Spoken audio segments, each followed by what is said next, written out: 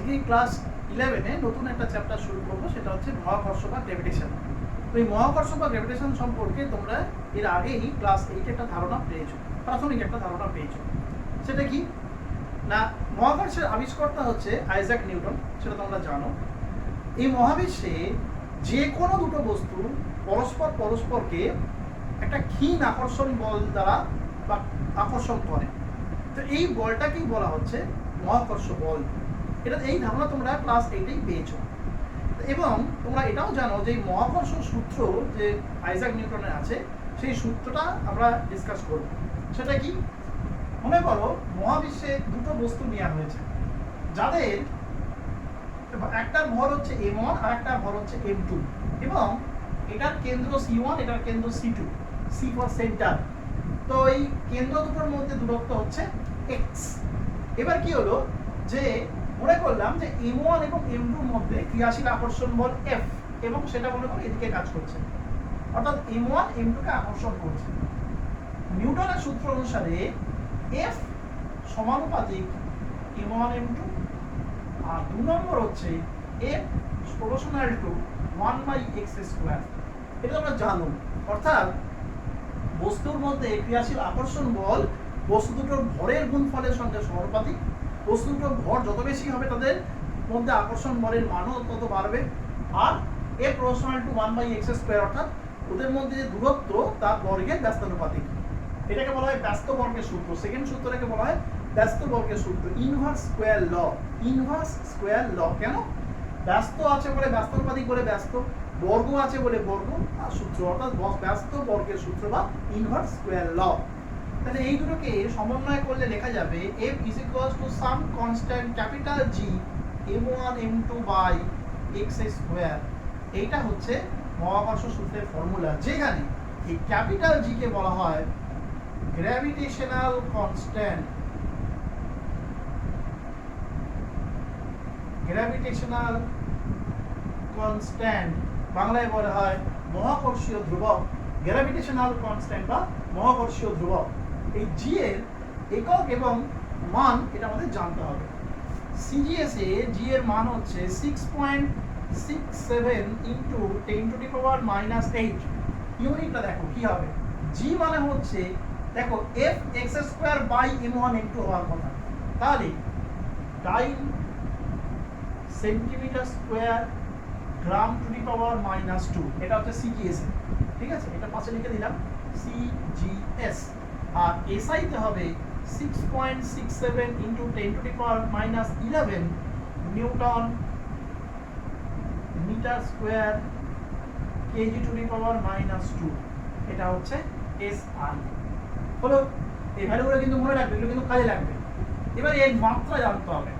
জি মানে আমি কি পেয়েছি, F x² by m1 m2, এটা হচ্ছে ফর্মুলা, এখান থেকেই পেয়েছি।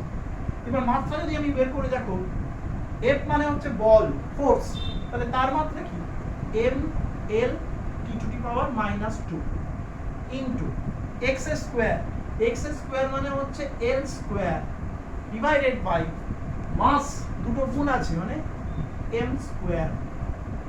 তাহলে g ইজ ইকুয়ালস টু, এটা দাঁড়াবে দেখো ভালো করে, m to the power -1 l cube t to the power -2, m to the power -1 l cube t to the power -2। দেখে নাও পুরোটা, এটা কিন্তু নিউটনের মহাকর্ষ সূত্রের একটা প্রাথমিক ধারণা। দেখে নাও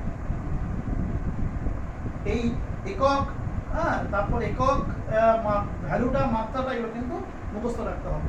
হলো, এইবার এটার ভেক্টর ফর্ম কি হবে দেখা যাক। এটা মুছে দিচ্ছি, এটার ভেক্টর ফর্ম কি হবে দেখা যাক।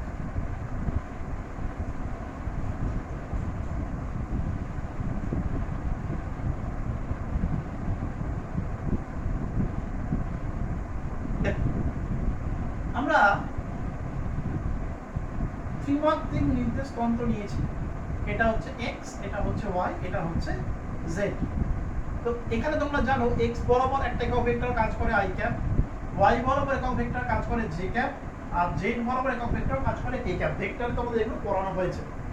এবার মনে করো দুটো পয়েন্ট মাস আছে, পয়েন্ট মাসের বাংলা হচ্ছে বিন্দু ভর। তো এই পয়েন্টটা হচ্ছে এ, এই পয়েন্টটা হচ্ছে বি। তো তাদেরকে আমি জুড়লাম ফ্রম অরিজিন, অরিজিন মানে মূল বিন্দু, ঠিক আছে। তাহলে এর পজিশন ভেক্টরটা হচ্ছে r1, এর পজিশন ভেক্টরটা হচ্ছে r2। বলো, মনে করলাম যে এর কোঅর্ডিনেট হচ্ছে x1 y1 z1 আর বি এর কোঅর্ডিনেটটা হচ্ছে x2 y2 z2। হলো, এতে বসে আছে হচ্ছে m1 ভরের মাস, বিতে বসে আছে হচ্ছে m2 ভরের মাস। তাহলে আমাকে কি করতে হবে, এই দুটোকে জয়েন করতে হবে, কারণ আমার তো m1 আর m2 এর মধ্যে দূরত্বটা দরকার, সেটা হচ্ছে ধরো r, সেটা হচ্ছে r। তাহলে ভেক্টরের নিয়ম অনুসারে আমরা লিখতে পারি r1 যেহেতু হচ্ছে p1 বিন্দুর a বিন্দুর অবস্থান ভেক্টর বা পজিশন ভেক্টর, তাহলে r1 কে লেখা যায় x1 i cap plus y1 j cap plus z1 k cap. আর r2 যেহেতু b বিন্দুর পজিশন ভেক্টর, তাহলে r2 কে লেখা যায় হচ্ছে x2 i cap plus y2 j cap plus z2 k cap. হলো, এবার এই ট্রায়াঙ্গেলটা কোথায় দেখো, ট্রায়াঙ্গেলটার নাম হচ্ছে OAB। এটা হচ্ছে একটা ত্রিভুজ, এখান থেকে আমি ত্রিভুজ সূত্র যদি অ্যাপ্লাই করি কি পাবো, from triangle OAB we get কি পাবো দেখো, এই ভেক্টরটা প্লাস এই ভেক্টরটা ইকুয়াল টু হবে এই ভেক্টরটা, এটা তোমরা জেনে এসছো আগে, অর্থাৎ r1 plus r equal to হচ্ছে r2। আমার চাই হচ্ছে r কে, তাহলে r মানে হচ্ছে r2 মাইনাস r1। হলো, তাহলে মড r ইকুয়ালস টু হবে হচ্ছে r2 মাইনাস r1 এর মড, ইকুয়েশন 1। হলো, নাও we have from Newton's law, we have from Newton's law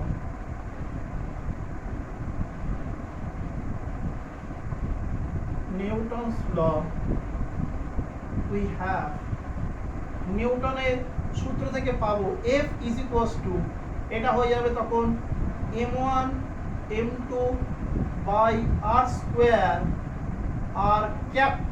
এই r ক্যাপটা কি, r ক্যাপ হচ্ছে r বরাবর একক ভেক্টর, পাশে লিখে দিচ্ছি।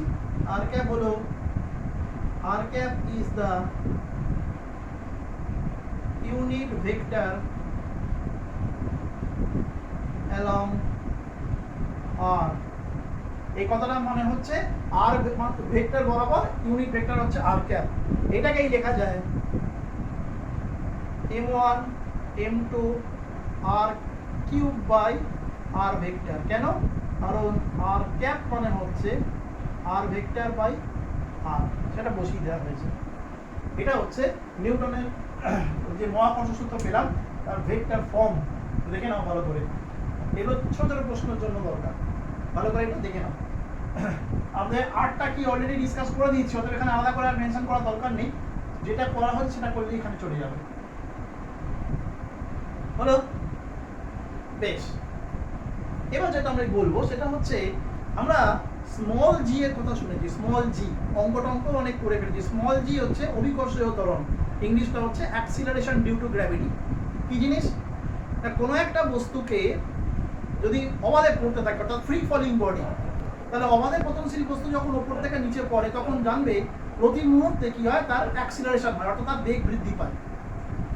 এই যে বেগটা বৃদ্ধি পাচ্ছে, কেন বৃদ্ধি পাচ্ছে, কারণ তার উপর একটা ফোর্স কাজ করে, সেটা হচ্ছে অভিকর্ষ বল। কারণ আমরা জানি যে কোনো বস্তু উপর থেকে নিচে পড়ে কেন, না অভিকর্ষ বলের জন্য।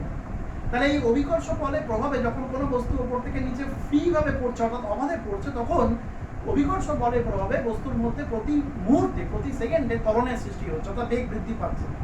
এই ত্বরণটাকে আমরা বলি হচ্ছে অভিকর্ষীয় ত্বরণ বা অ্যাক্সিলারেশন ডিউ টু গ্র্যাভিটি। হলো, এবারে একটা কথা বলি, এই জি এর একটা ভ্যালু আছে, তোমরা জানো সিজিএস এ হচ্ছে 980 বা 981, এটা হচ্ছে সেন্টিমিটার পার সেকেন্ড স্কয়ার, আর এসআই তে হচ্ছে 9.8 বা 9.81 মিটার পার সেকেন্ড স্কয়ার। এগুলো তোমরা জানো। এবারে বিষয়টা একটু অন্যরকম ভাবে আছে, দেখ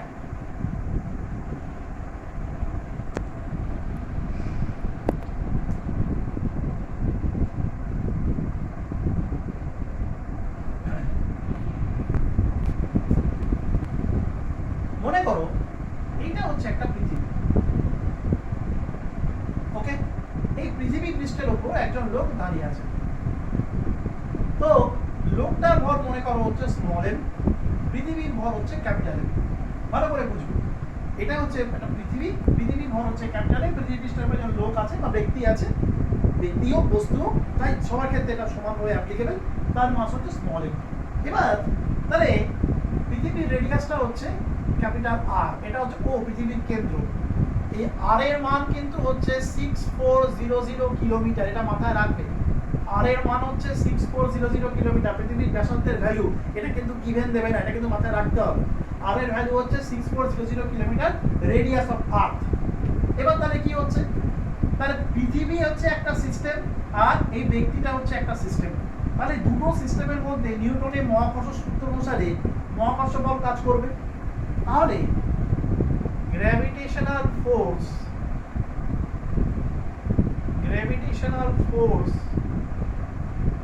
acting between কে সংক্ষেপে এভাবে লিখে, হ্যাঁ, B/W, gravitational force acting between the person and the earth is, কি লেখা হলো, gravitational force acting between the person and the earth, অর্থাৎ ব্যক্তি এবং পৃথিবীর মধ্যে ক্রিয়াশীল মহাকর্ষ বল F equals to হচ্ছে নিউটনের সূত্র অনুসারে Gmm/r²। হলো, mটা হচ্ছে পৃথিবীর ভর, স্মল mটা হচ্ছে ব্যক্তির ভর, আর r হচ্ছে পৃথিবীর ব্যাসার্ধ, যেহেতু ব্যক্তিটা পৃথিবীর পৃষ্ঠে অবস্থান করছে।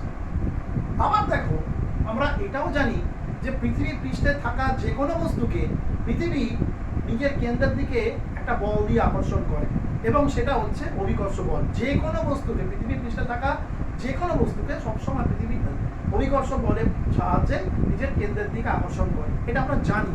তাহলে again we have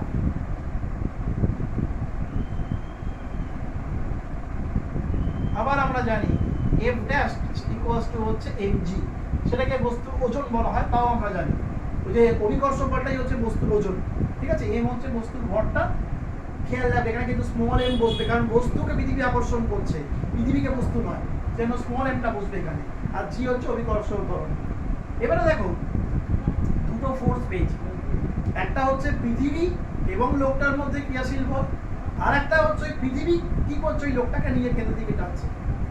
হিসাব করে দেখলে দেখা যাবে এই দুটো বলের স্ট্রাকচারটা, ফর্মুলাটা, এগুলো আলাদা হলেও দুটো বলের নেচার কিন্তু অভিন্ন, মানে দুটো বলই সেম নেচারে, একই বল, এদের ফর্মুলা মেবি ডিফারেন্ট কিন্তু নেচারটা সেম। তাহলে from 1 and 2 we get, 1 আর 2 থেকে পাই mg equals to হচ্ছে Gmm/r²। তাহলে g equals to হচ্ছে Gm/r²। এটা কিন্তু very very important formula, G equals to Gm/r²। বিভিন্ন ক্যালকুলেশনের ক্ষেত্রে আমরা কিন্তু এই ফর্মুলাটা প্রয়োগ করব, অ্যাপ্লাই করব, ঠিক আছে। দেখে নাও, ভ্যালুটা মনে রাখতে হবে, আর এই ভ্যালু হচ্ছে 6400 কিলোমিটার। হলো, এইবার একটা কথা বলি, এটা পরীক্ষাতে আসে। এই যে দেখতে পাচ্ছ জি, স্মল জি, অভিকর্ষ ত্বরণ, এর ভ্যালুটা আমরা কনস্ট্যান্ট ধরে নিই, যেটা আমাদের একটু আগে ডিসকাস করেছি, বলেছি যে 9.8 মিটার পার সেকেন্ড স্কয়ার বা 980 সেন্টিমিটার পার সেকেন্ড স্কয়ার, এটাকে আমরা কনস্ট্যান্ট ধরে নিই। কিন্তু দেখা যায় যে উচ্চতা বাড়ার সঙ্গে সঙ্গে, অর্থাৎ পৃথিবী পৃষ্ঠ থেকে যদি কেউ ওপর দিকে ওঠে, অথবা পৃথিবী পৃষ্ঠ থেকে যদি কেউ ভিতর দিকে প্রবেশ করে, তাহলে গভীরতা বৃদ্ধির সঙ্গে সঙ্গে এই স্মল জি কিন্তু পাল্টে যায়। কিভাবে পাল্টায়, এটা কিন্তু কনস্ট্যান্ট, এটা পৃথিবী পৃষ্ঠ তুমি কনস্ট্যান্ট ধরতে পারো, কিন্তু যখনই পৃথিবী পৃষ্ঠ থেকে ওপর দিকে উঠতে শুরু করবে কেউ ধরো হিমালয় পর্বতের উপরে উঠছে, তাহলে সে কিন্তু পৃথিবী পৃষ্ঠ থেকে ওপর দিকে উঠছে, তাহলে সেক্ষেত্রে কিন্তু জিটা চেঞ্জ হবে। অল্টিটিউড বাড়ার সঙ্গে সঙ্গে, অল্টিটিউড মানে উচ্চতা, অল্টিটিউড বাড়ার সঙ্গে সঙ্গে কিন্তু জি চেঞ্জ হয়। আবার যদি কেউ নিচের দিকে নামে, অর্থাৎ কোনো টানেলের মধ্যে দিয়ে যখন যাওয়ার চেষ্টা করবে, তখনও কিন্তু গভীরতা বাড়ার সঙ্গে সঙ্গেও জি চেঞ্জ হয়ে যায়। তাহলে কিভাবে চেঞ্জ হচ্ছে, বাড়ছে না কমছে, সেটি এখন আমরা আলোচনা করব। প্রথমে আমরা উচ্চতা বৃদ্ধির সঙ্গে সঙ্গে বা উচ্চতার পরিবর্তনের সঙ্গে সঙ্গে জি কি করে চেঞ্জ হয় সেটা আমরা দেখব। বেশ, দেখ ছবিটাকে আমি একই রাখছি, ছবিটাকে আমি চেঞ্জ করছি।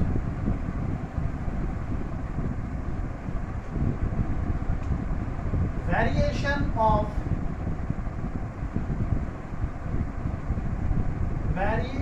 of g with altitude.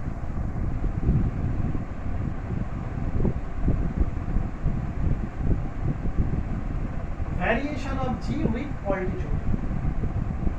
অতটা মানে কি হলো? Variation of G with altitude মানে উচ্চতার সাথে জি এর পরিবর্তন। ঠিক আছে, দেখো একটা কথা বলি, পরিবর্তন মানে হচ্ছে হয় বাড়বে অথবা কমবে, কিন্তু প্রশ্নটা হচ্ছে বাড়বে বা কমবে এটা বুঝতে গেলে আমাকে অরিজিনাল ভ্যালু জানতে হবে। একটা উদাহরণ দিয়ে বোঝাই। মনে করো তুমি বাজারে আলু কিনতে গেছো, আলু কিনতে গিয়ে তুমি বললে যে আমাকে 1 কেজি আলু দিন, তো 1 কেজি আলু তোমাকে দিল দোকানদার 30 টাকা। এবার তো তুমি বুঝতে পারলে না তোমার থেকে বেশি নিল কি কম নিল, কারণ তুমি প্রথমবার গেছো, তুমি 30 টাকায় 1 কেজি আলু কিনে নিয়ে চলে এলে। 1 সপ্তাহ পরে কিনতে গেছো আলু, 1 কেজি আলু কিনলে তোমার দাম নিল হচ্ছে 28 টাকা। তাহলে তুমি বলতে পারলে যে আলুর দাম 2 টাকা কমেছে কেজিতে। কেন? কারণ তুমি অরিজিনাল ভ্যালুটা জানতে, তোমার কাছে 1 কেজি আলুর দাম ছিল 30 টাকা, সেখানে ওটা 2 টাকা কমে গেছে, তুমি এখন 28 টাকায় পাচ্ছ। বা যদি ধরো 33 টাকা বা 32 টাকা না, তুমি বলে দাও 2 টাকা বা 3 টাকা বেড়েছে, কারণ তোমার কাছে অরিজিনাল ভ্যালুটা জানা ছিল। আরে জিটা উচ্চতা বাড়ার সঙ্গে সঙ্গে বাড়বে না কমবে সেটা জানতে গেলে আমাকে জি এর অরিজিনাল ভ্যালুটাকে জানা দরকার, যেখানে সেটা ফিক্সড বা কনস্ট্যান্ট। তার রেসপেক্টে বিচার করে দেখবো যে সেটা বাড়ছে না কমছে। এবং জি এটা কনস্ট্যান্ট ধরে নেওয়া হয়, সেটা হচ্ছে at the surface of the earth, অর্থাৎ পৃথিবী পৃষ্ঠে ধরে নেওয়া হয় জিটা কনস্ট্যান্ট আছে। সেই কারণে আমি ছবিটাকে বুঝিনি। অর্থাৎ এখানে যেটা কনসিডার করেছিলাম যে পৃথিবীর পৃষ্ঠে একজন লোক দাঁড়িয়ে আছে যার ভর হচ্ছে স্মল এম, এবং পৃথিবীর ভর হচ্ছে ক্যাপিটাল এম, আর পৃথিবীর ব্যাসার্ধ হচ্ছে ক্যাপিটাল আর। এগুলো কিন্তু না বাসবাস সব উল্লেখ করতে হবে। তাহলে দেখো, at the surface of the earth, at the surface of the earth we have, at the surface of the earth we have, পৃথিবী পৃষ্ঠের ক্ষেত্রে আমরা যেটা পাবো একটু আগেই শিখেছি g equal to gm/r²। বলেছিলাম না এটা অ্যাপ্লাই করতে হবে বিভিন্ন জায়গায়, একটু আগেই এটা শিখেছি, সেটা আমি অ্যাপ্লাই করলাম g equal to gm/r²। এইবার কি হচ্ছে, পৃথিবী পৃষ্ঠ থেকে ধরো কেউ এই উচ্চতা উপরে উঠলো, এইরকম, এই অল্টিটিউডটাকে আমি ধরলাম স্মল h। ঠিক আছে, এই অল্টিটিউডটাকে ধরলাম স্মল h। তাহলে at an altitude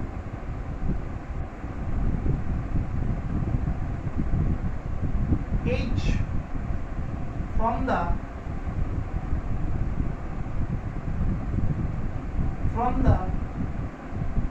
surface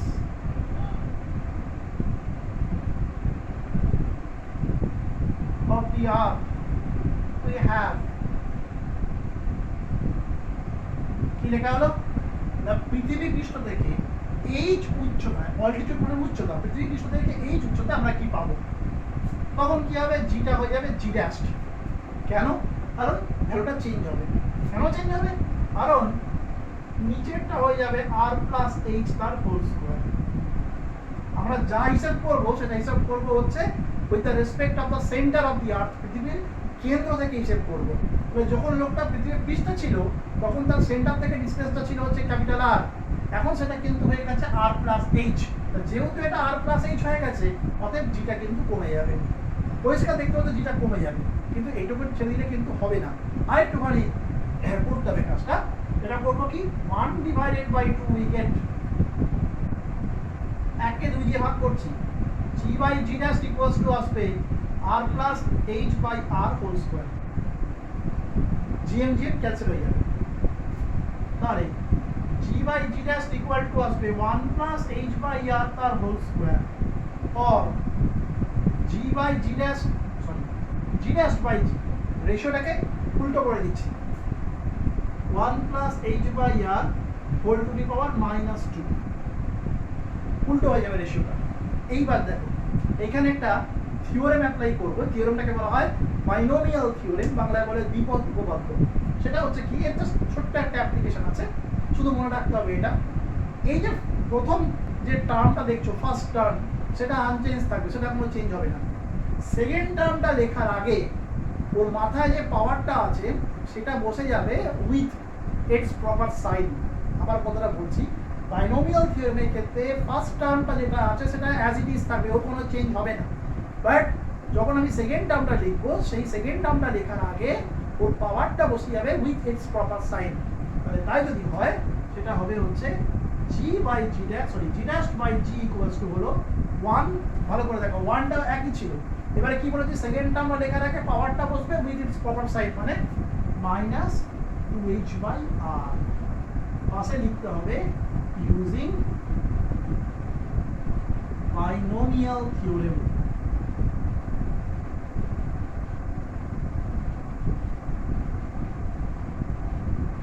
binomial theorem Bangla হচ্ছে দ্বিপদ উপপাদ্য। তাহলে জি ড্যাশ ইকুয়াল টু দাঁড়াবে G into 1 minus 2h by r। পরিষ্কার দেখো এখানে জিটা কমে যাবে, পরিষ্কার দেখা যাচ্ছে জিটা কমে যাবে কারণ 1 মাইনাস করা আছে। ঠিক আছে, তাহলে পৃথিবী পৃষ্ঠ থেকে যদি কেউ উপর দিকে ওঠে, উচ্চতা বাড়ার সঙ্গে সঙ্গে কি হবে, জি এর মানটা, অভিকর্ষ ত্বরণের মানটা হ্রাস পাবে, এবং এটা হচ্ছে তার ফর্মুলা। তার উপরে দেখে নাও, এটা কিন্তু পরীক্ষায় আসবে, ভীষণ ইম্পর্টেন্ট এগুলো সমস্ত। দেখে নিয়েছো? বেশ, বুঝে দিচ্ছি।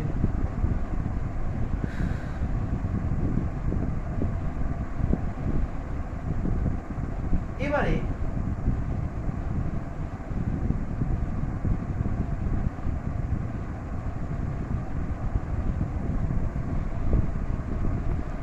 কি হচ্ছে, উচ্চতাটা হিসাব করে ফেললাম, এবার গভীরতায় নামতে হবে। তাহলে variation of G with depth, depth মানে হচ্ছে গভীরতা, DEPTH, ডেপথ। অর্থাৎ পৃথিবী পৃষ্ঠ থেকে আমাকে ভিতর দিকে নামতে হবে। তো ভিতর দিকে নামলেও জি পরিবর্তন হবে। আমি সেটা আগেই বলেছি যে জি বাড়লেও কি কমলো, তার প্রথম জানার উপায় হচ্ছে অরিজিনাল জি এর ভ্যালু কোথায় ছিল, এবং সেটা জানা যায় হচ্ছে একটা সারফেস অফ দি আর্থ। তাহলে প্রথমে আমাকে এই ছবিটাই কনসিডার করতে হবে। তাহলে বারবার বলছি, দুটো ক্ষেত্রে কিন্তু এই জিনিসটা হবে যে অরিজিনাল জিটা কোথায় ছিল সেটা আমাকে জানার জন্য পৃথিবী পৃষ্ঠটাকেই কনসিডার করতে হবে। এটাই হচ্ছে ফার্স্ট স্টেপ। তাহলে at the surface of the earth, at the surface of the earth we have g equal to gm by r square। হলো এই জায়গাতে একটা ছোট্ট ট্রিক আছে। কি জিনিস, পৃথিবীর ভরটা হচ্ছে ক্যাপিটাল এম। আমরা ধরে নিচ্ছি যে পৃথিবীটা হচ্ছে একটা সলিড স্ফিয়ার, সলিড স্ফিয়ারে বাংলা হচ্ছে নিরেট গোলক। তাহলে এই মাসটাকে, এটাকে আমরা একটু অন্যভাবে রিপ্রেজেন্ট করবো। কিভাবে? মাসকে লেখা যায় ভলিউম ইন্টু ডেন্সিটি, মানে আয়তন ইন্টু ঘনত্ব। এবার যেহেতু পৃথিবী হচ্ছে একটা সলিড স্ফিয়ার, তাহলে পৃথিবীর আয়তনের ফর্মুলা হবে 4/3 পাই আর কিউব, এটা আমরা জানি। তাহলে জি ইকুয়ালস টু হচ্ছে g into 4/3 pi r cube into rho by r square। এখানে এই রোটাকে বলা হচ্ছে mean density of earth. Mean density of earth এর বাংলা হচ্ছে পৃথিবীর গড় ঘনত্ব, পৃথিবীর গড় ঘনত্ব।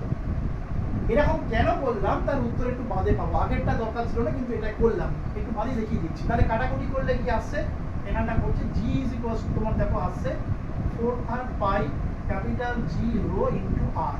দিস ইজ ইকুয়েশন 1, এটাকে ইকুয়েশন 1 বলছি। হলো এইবার পৃথিবীর ভিতরে ধরো প্রবেশ করেছে, মনে করো এখান থেকে এক্স গভীরতায় লোকটা চলে এসেছে, এক্স গভীরতায় চলে এসেছে। এইখানে ওকে কিন্তু পুরো এম ভরের পৃথিবীটা আকর্ষণ করবে না। এখানে দেখো একটা বাচ্চা পৃথিবী তৈরি হচ্ছে, এই যেটার রেডিয়াস হচ্ছে কিন্তু আর মাইনাস এক্স, কারণ আর ছিল সেখান থেকে এক্স নেমে চলে এসছে। ও কিন্তু এখন আর মাইনাস এক্স রেডিয়াসের পৃথিবীর মধ্যেই ওর আকর্ষণ বলটা কাজ করবে। বুঝতে যদি না পারো একটা সিম্পল উদাহরণ দিয়ে বোঝাচ্ছি। আমরা মেট্রো রেলে সবাই ট্রাভেল করি, যেগুলো সারফেস মেট্রো সেগুলোর কথা বলছি না, যেগুলো টানেল দিয়ে গেছে আন্ডারগ্রাউন্ড তার কথা বলছি। কি দেখি আমরা, রাস্তা থেকে প্রায় 25 ফুট নিচে মেট্রো স্টেশন আছে, প্ল্যাটফর্ম। তো আমরা সিঁড়ি দিয়ে প্ল্যাটফর্মে নেমে পড়লাম, ওয়েট করছি গাড়ির জন্য। এবার আমাকে একটা কথা বলো, আমার মাথার উপরে কিন্তু 25 ফুটের জায়গা চলে গেছে, 25 ফুটটা উপরে আছে আমার মাথা, আমি দাঁড়িয়ে আছি হচ্ছে মেট্রো প্ল্যাটফর্ম। তাহলে এবারে আমাকে উপরের অংশটাকে আকর্ষণ করবে না যে অংশটা আমি দাঁড়িয়ে আছি তার নিচের অংশটা আমাকে আকর্ষণ করবে? কোনটা? ডেফিনেটলি আমি যেখানে দাঁড়িয়ে আছি তার নিচের অংশটা আমাকে আকর্ষণ করবে, যে জায়গাটা আমি নেমে চলে এলাম সেটা আমাকে আকর্ষণ করবে না। তাহলে তাই যদি হয়ে থাকে, তাহলে এই যে পার্টটা, এই যে এই ডটের যে এই যে লাইনটা যেটা আমি আঁকছি, মার্ক করছি, দেখো এই অংশটা কিন্তু ওকে আর আকর্ষণ করবে না, কারণ ওইখান থেকে নেমে চলে এসছে, ও এখন আছে হচ্ছে এই জায়গাতে, এই জায়গাতে যার রেডিয়াসটা হচ্ছে r-x। তাহলে তো এই জায়গার ভরটা কমে গেল, পরিবর্তন হয়ে গেল, যেটা কিন্তু আগের ক্ষেত্রে ছিল না। যার জন্যই আমাকে এখানে ভরটাকে এইভাবে ভলিউম ইনটু ডেনসিটি দিয়ে রিপ্লেস করতে বলবো। তাহলে at a depth x from the center of the earth we have যে ভূপৃষ্ঠ থেকে x গভীরতায়, ভূপৃষ্ঠ থেকে x গভীরতায় আমরা কি পাচ্ছি দেখো, g dash equals to g into 4/3 pi, একদম এটার সাথে মিলিয়ে করব, r minus x whole cube into rho by r minus x whole square। কারণ এখন রেডিয়াসটা কিন্তু r নয়, রেডিয়াসটা এখন r minus x হয়ে গেছে, পুরোটা ছিল r, নেমে এসেছে x, তাহলে এখন অ্যাক্টিভ কতটা আছে r minus x। তাহলে কাটাকুটি করলে যেটা পাবো, g dash equals to 4/3 pi g rho r minus x, this is equation 2। ঠিক আছে, তাহলে 2 divided by 1 g dash by g করলেই দেখো 4/3 pi 0 4/3 pi 0 কেটে যাবে, তাহলে পুরো থাকবে r minus x by r, therefore g dash equals to g into 1 minus x by r। দেখো এখানেও খুব পরিষ্কার যে 1 মাইনাস করা আছে, অর্থাৎ পৃথিবীর যখন পৃষ্ঠ থেকে নিচের দিকে নামা হচ্ছে তখন কিন্তু গভীরতা বাড়ার সঙ্গে সঙ্গে জি এর মান হ্রাস পাচ্ছে। আর একটা জিনিস আমরা বলি দেখো তোমার, সেটা হচ্ছে if x equals to r, যদি x এর মানটা কোনো কারণে r হয়ে যায়, x এর মানটা r হওয়া মানে হচ্ছে x টা এইটুকু নেমেছিল, x এর মান r হওয়া মানে সেটা হচ্ছে at the center of the earth। দেখো কি হবে এখানে বসালে, দেখো g dash equal to আসবে 0, বসিয়ে দেখো x এর জায়গায় r, তুমি পাবে হচ্ছে এই g dash equal to 0। তোমরা ছোটবেলায় পড়েছো পৃথিবীর কেন্দ্রে কোনো বস্তুর ওজন শূন্য হয়, কেন শূন্য হয়? কারণ সেখানে অভিকর্ষ তল থাকে না। একদম অঙ্ক দিয়ে প্রমাণ করে দেওয়া হলো যে সত্যি সত্যি পৃথিবীর কেন্দ্রে at the center of the earth g dash equals to হচ্ছে 0, এবং the weight of a body becomes 0 at the center of the earth। পৃথিবীর কেন্দ্রে যে কোনো বস্তুর ওজন শূন্য হয়। দেখে নাও দুটো ক্যালকুলেশন কিন্তু দুটো ডিফারেন্ট ওয়েতে করা। এবারে দুটোকে নিয়ে একটা গ্রাফ করাবো, তাহলে আজকের মতো ক্লাসটা শেষ হয়ে যাবে। দেখে নাও এখানে কিন্তু বায়োনোমিয়াল থিওরেম করতে অ্যাপ্লাই করতে হয়, ঠিক আছে? ওকে, নাও এটাকে আমি মুছে দিচ্ছি। এবারে এই যে দুটো আমি ক্যালকুলেশন করালাম, দুটো ক্ষেত্রেই কিন্তু জিটা কমেছে। এই দুটোকে নিয়ে আমি একটা গ্রাফ আঁকবো, সেটা আজকের মতো শেষ হয়ে যাবে।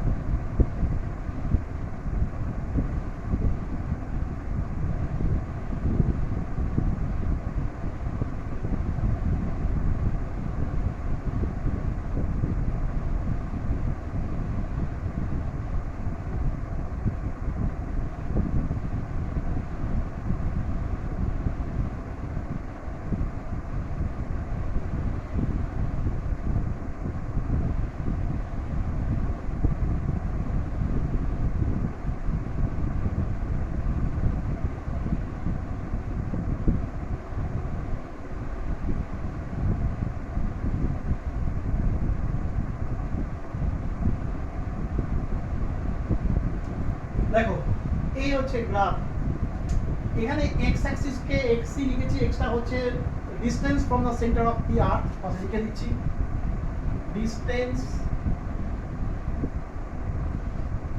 From the centre of the earth, বাংলাটা হচ্ছে পৃথিবীর কেন্দ্র থেকে দূরত্ব। এক্সটা হচ্ছে পৃথিবীর কেন্দ্র থেকে দূরত্ব, আরটা হচ্ছে রেডিয়াস অফ দি আর্থ,